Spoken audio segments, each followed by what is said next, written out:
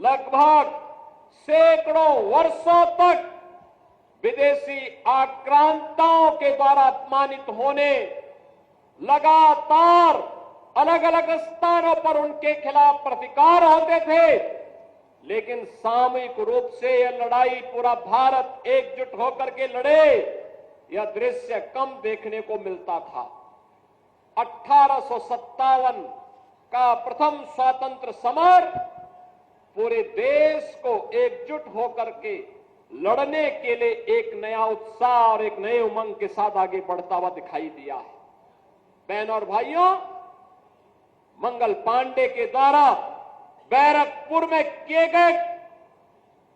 शुरू किया गया अभियान कहीं मेरठ के अंदर, कहीं झांसी के अंदर, कहीं बिठूर के अंदर, कहीं बलिया और गोरखपुर के अंदर, कहीं लखनऊ के अंदर और कहीं पे राजा नरपत सिंह के नेतृत्व में हरदोई के अंदर यह अभियान आगे बढ़ा।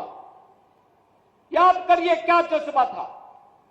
जिससे पूछो, जहां पूछो, मंगल पांडे से जब पूछा गया था कि आखिर तुम तो ब्रिटिश सेना के हिस्से हो, क्यों आजादी की बात करते हो, उन्होंने कहा रखो अपनी नौकरी, मेरा देश स्वतंत्र होना चाहिए, भारत माता की आन मान और शान की रक्षा होनी चाहिए। रानी लक्ष्मीबाई से पूछा गया, रानी लक्ष्मीबाई से कहा गया कि केवल एक बार कह लो ना कि हम तो विदेशी हुकूमत के साथ मिलकर के काम करने को तैयार हैं, उनकी झांसी सुरक्षित रह जाएगी। उन्होंने कहा नहीं, झांसी भी सुरक्षित रहेगी और भारत स्वतंत्र होकर के रहेगा, हरगिज अपनी झांसी नहीं दूंगी। और इसीलिए तो हर भारतीय के मुंह से निकल पड़ा, खूब लड़ी मर्दानी वो तो झांसी वाली रानी थी। बिठूर में नाना राव पेशवा के नेतृत्व में 1857 के प्रथम स्वातंत्र समर की जो रणनीति बनी थी, उस रणनीति का बिगुल फूंकने के लिए हरदोई के अंदर राजा नरपत सिंह उस लड़ाई को लेकर के यहां कार्य कर रहे थे। और आज हम जिस स्थान पर हैं, ये उनका दुर्ग कहलाता था, ये उनका किला था। स्वाभाविक रूप से जब आजादी की जज्बे को देख करके जो लोग भाग रहे थे, उनको कैसे अच्छा लगता, कैसे अच्छा लगता। 1857 में झांसी ब्रिटिश हुकूमत नहीं जीत पाई थी, विजय महारानी लक्ष्मीबाई की हुई थी। हरदोई में, इस क्षेत्र में ये विजय राजा नरपत सिंह की हुई थी। वहां पर अंग्रेज विजय नहीं हो पाए थे।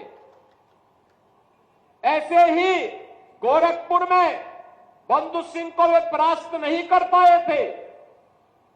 अलग अलग स्थानों पर जहां पर भी ये स्वतंत्र समर एकजुट होकर के नाना राव पेशवा के रणनीति के तहत आगे बढ़ा, वहां पर भारत के लोग जीते थे। और बाद में यह मंद पड़ता गया और अंततः ब्रिटिशर ने फिर अत्याचार की पराकाष्ठा की। और जिसका एक उदाहरण आपके सामने महाराजा नरपत सिंह का यह दुर्ग भी है, जो खंडरों में तब्दील होकर के आज वहां पर एक टीले के रूप में मात्र बचा हुआ है। मैं धन्यवाद दूंगा और आभारी हूं केंद्रीय मंत्री और उस समय के उत्तर प्रदेश के निवर्तमान मुख्यमंत्री के रूप में माननीय राजनाथ सिंह जी को, उस समय के सांसद श्री जयप्रकाश रावत जी को, जिन्होंने महाराजा नरपत सिंह ग्रेकवार का यह भव्य स्मारक यहां पर खड़ा किया।